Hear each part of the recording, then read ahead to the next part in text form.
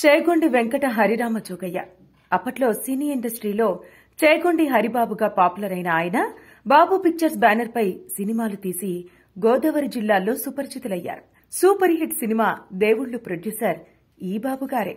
ఓవైపు సినిమాలు తీస్తూనే పాలిటిక్స్ లో ఎంటర్ అయిన జోగయ్య 1971లో వెస్ట్ గోదావరి జెడ్పీ చైర్మన్ గా పనిచేశారు. నర్సాపురం ఎమ్మెల్యేగా 3 సార్లు గెలిచి టీడీపీ కాంగ్రెస్ ప్రభుత్వాల్లో కేబినెట్ బర్తలు దక్కించుకున్నారు. తర్వాత 2004లో కాంగ్రెస్ నుంచి నర్సాపురం ఎంపీగా లోక్సభకు కూడా వెళ్లొచ్చారు. అప్పటికే 7 పదుల వయసు పైబడటంతో ప్రత్యక్ష రాజకీయాలకు దూరమయ్యారు. ఆ క్రమంలో కాపు నేతగా హడావిడి మొదలుపెట్టారు. అప్పటికే కాపు ఉద్యమ నేతగా ఉన్న ముద్రగడ పద్మనాభం టీడీపీ ప్రభుత్వ హయాంలో కాపు సంక్షేమం కోసం పెద్ద ఎత్తున ఉద్యమాలు చేసి 2019లో వైసీపీ అధికారంలోకి వచ్చాక కామైపోయారు. టీడీపీ హయాంలో కాపులకు కల్పించిన రిజర్వేషన్లను జగన్ సర్కారు రద్దు చేసినా ముద్రగడ నోరెత్తలేదు.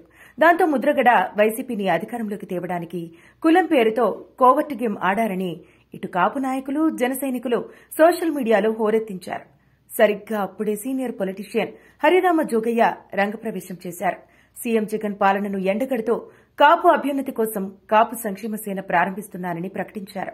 జనసేన పార్టీ అధ్యకుడు పవన్ కళ్యాణ్ ను సీఎం చేయటమే లక్ష్యంగా పనిచేస్తామని రాష్ట వ్యాప్తంగా కమిటీలు వేశారు.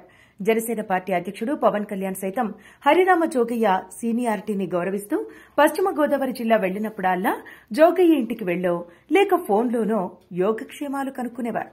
ఇక అప్పటి నుంచి జనసేనకు అప్రకటిత సలహాదారు అవతారమెత్తారు ఆ పెద్ద ఆయన. సలహాలు సూచనలంటూ పవన్ కు బహిరంగ లేఖలు రాయటం మొదలుపెట్టారు.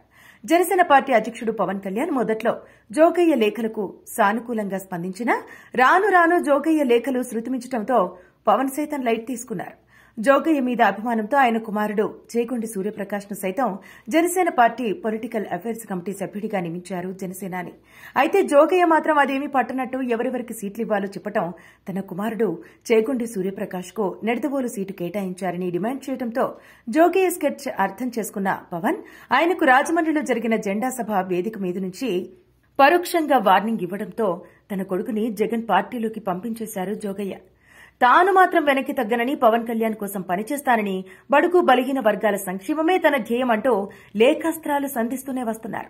పవన్ ను సీఎంగా చూడాలని అప్పటి వరకు తన పోరాటం ఆగదని హరిరామ జోగయ్య పంచ్ డైలాగులు విసురుతూనే ఉన్నారు. అలాంటిసారి ఇప్పుడు పొలిటికల్ అనలిస్ట్ అవతారమెత్తారు. రేపటి ఎన్నికల ఫలితాలను ఇప్పుడే ప్రకటించేశారు. అంతేనా, ఎన్నికల్లో గెలిచి ప్రభుత్వం ఏర్పాటు చేశాక చంద్రబాబు పవన్ కళ్యాణ్లు పోషించబోయే పాత్రలపై కూడా ఆయన దగ్గర సమాచారం ఉందట.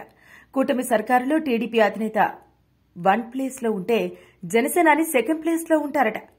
రానున్న ఎన్నికల్లో ఏం జరగబోతోందో తెలిసే తన కొడుకు రాజకీయ భవిష్యత్తు కోసమే ఆయన కొత్త రోల్ పోషిస్తున్నారంటున్నారు. వైసీపీలో చేరిన తన కొడుక్కి ఇప్పుడు కూటమిలో రాజకీయ ఉపాధి చూపించడానికి తాపత్రయపడుతున్నారన్న సెటైర్లు వినిపిస్తున్నాయి.